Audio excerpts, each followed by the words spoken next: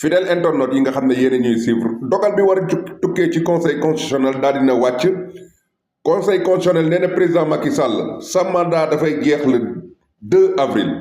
19 candidats yi nga xamante ne moom la ñu jàppoon ne ñoo war a bokk ci élection yi ñoom la ñu jàpp kon Karim Wade du bokk beneen bi ci topp mooy que nee nañu conseil constitutionnel nee na ko le 2 juin bi nga xam ne moo tukkee woon ci dialogue bi nga xamante ne moo bàyyi koo jam ñaajo conseil constitutionnel xoolu ko réglé wu ko li mu wax mooy élection yi dafa war a am balaa le 2 avril te Macky Sall le 2 avril dafa war a jeexal 19 candidats yi nga xamante ne nag moom la jàppoon ne ñoom ñooy ñi war a bokk ñooy mooy ñi mu maintenir